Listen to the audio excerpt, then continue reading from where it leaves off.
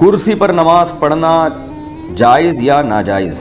کرسی پر نماز پڑھنا کیسا ہے؟ اگر ناجائز ہے تو اس کی کیا وجہ ہے؟ فاروق احمد انڈیا سے۔ کرسی پہ نماز پڑھنا خلاف سنت ہے۔ رسول اللہ صلی اللہ علیہ وسلم کی جب طبیعت خراب ہوئی، آپ بیمار ہوئے، تو آپ صلی اللہ علیہ وسلم نے زمین پر بیٹھ کے نماز پڑھائی ہے۔ اس پر پوری امت کا اجماع ہے کہ اگر آپ کی طبیعت خراب ہو، آپ زمین پہ بیٹھ کے نماز پڑھیں، اور اگر آپ سے گھٹنے موڑے نہیں جا رہے تو آپ پاؤں کو قبلہ رخ کر لیں۔ یعنی ایسی صورت میں پاؤں کو قبلہ رخ کرنے میں کوئی حرج نہیں۔ ہم نے بڑے بڑے علماء کو دیکھا ہے، بڑے بڑے بزرگان دین کو دیکھا ہے کہ جب ان کی طبیعت خراب ہوتی تھی، وہ زمین پہ بیٹھ کے پاؤں بالکل قبلے کی طرف پھیلا لیا کرتے تھے، کیونکہ ان کے لیے پاؤں کو فولڈ کرنا، ٹانگوں کو فولڈ کرنا مشکل تھا۔ تو آپ پاؤں سیدھے کر کے نماز پڑھیں، اور اگر آپ کو ٹیک لگانے کی ضرورت ہے تو پھر ایسی کرسی جس کے پائے نہ ہوں، تاکہ وہ زمین پہ یعنی ہو، اور پیچھے اس پہ ٹیک لگائیں۔ یہ جو کرسیوں پہ نماز پڑھی جا رہی ہے، یہ اس لیے سنت سے دور ہے۔ اس چند وجوہات ہیں جو میں نمبر وار آپ کے سامنے بیان کرتا ہوں۔ پہلی وجہ تو یہ ہے کہ نبی صلی اللہ علیہ وسلم نے زمین پہ بیٹھ کے نماز پڑھی۔ اگر آپ ایسا کریں گے کرسی پہ بیٹھ کے تو یہ اس کے خلاف ہو جائے گا۔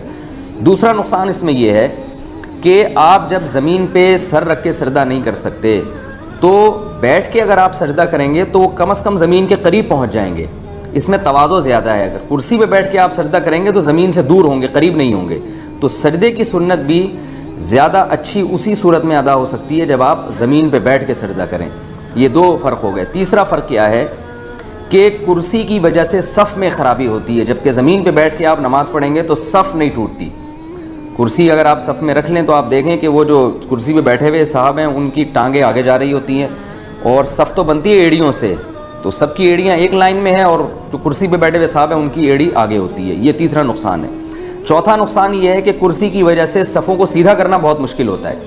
اب کسی کے درمیان میں کرسی رکھی ہوئی ہے، کوئی صاحب تھوڑا سا بائیں ہو گئے تو بیٹھا ہوا آدمی تو کھسک جائے گا، لیکن کرسی والے کو پوری کرسی اٹھانا اور پھر اس کو سائڈ پہ لے جانا بڑا مشکل ہوتا ہے۔ اسی وجہ سے ہم نے دیکھا ہے کہ وہ بعض دفعہ صفوں میں جگہ خالی ہوتی ہے، اور وہ جو نمازی ہیں وہ کرسی پہ بیٹھے ہوئے ہوتے ہیں، اور درمیان میں جگہ خالی رہ جاتی ہے، صف بن نہیں پاتی ہے۔ پانچواں نقصان یہ ہے کہ یہ مسجد کے اکرام کے بھی خلاف ہے۔ بلکہ اس سے پہلے میں بتاؤں گا، اس میں غیر مسلموں کی مشابہت بھی ہے۔ جو غیر مسلموں کی جو عبادت گاہیں ہیں ان میں میز اور کرسیاں ہوا کرتی ہیں۔ آپ چرچ جائیں، اس میں ڈیسک رکھے ہوئے ہوتے ہیں، وہاں بیٹھ کے لوگ عبادت کر رہے ہوتے ہیں۔ 1000 سال سے زیادہ ہو گیا، 1400 سال ہو گئے، مسلمانوں کی مسجدیں ہمیشہ سادہ ہوتی ہیں، اس میں فرنیچر نہیں ہوتا۔ تو اب مسجدوں میں بھی فرنیچر آنا شروع ہو گیا ہے، تو اس میں غیر مسلموں کی مشابہت بھی ہے۔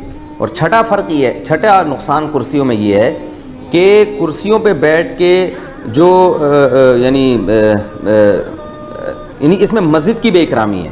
مسجد کی بے اکرامی اس لیے ہے کہ آپ کو پتہ ہے ہمارے ہاں کچھ تمیز تھوڑا سا مارکیٹ سے کچھ شارٹی ہے۔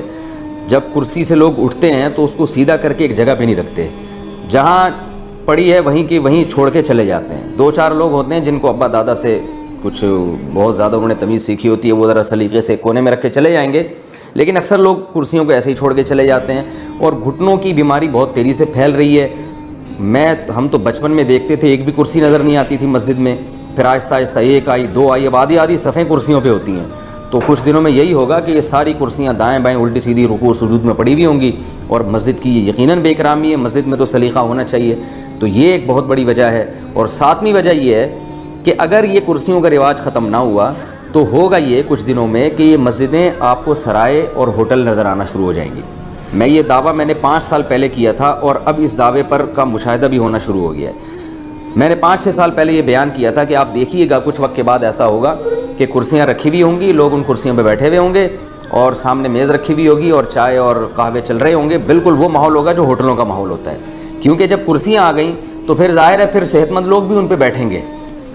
نماز کے بعد جو ہے نا گپ شپ لگانے کے لیے صحت مند لوگ بھی ان کرسیوں میں بیٹھیں گے۔ پھر جب بیٹھیں گے تو وہ گول دائرہ بھی بنے گا، پھر جب بنے گا تو پھر میز لانے میں کتنا ٹائم ہے، پھر چائے اور سٹے بھی چلیں گے اس میں۔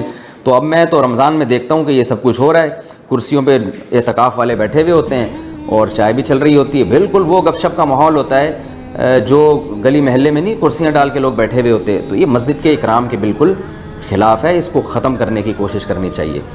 صرف ایک صورت میں کرسی کا استعمال جائز ہے کہ یہ تمام یعنی آپ کے لیے زمین پہ بیٹھنا کسی صورت میں ممکن ہی نہ ہو، اور ٹانگیں پھیلا کے بھی نہیں بیٹھنا ممکن ہو آپ کے لیے، اور نیچے ٹیک لگا کے بیٹھنا بھی آپ کے لیے ممکن نہ ہو۔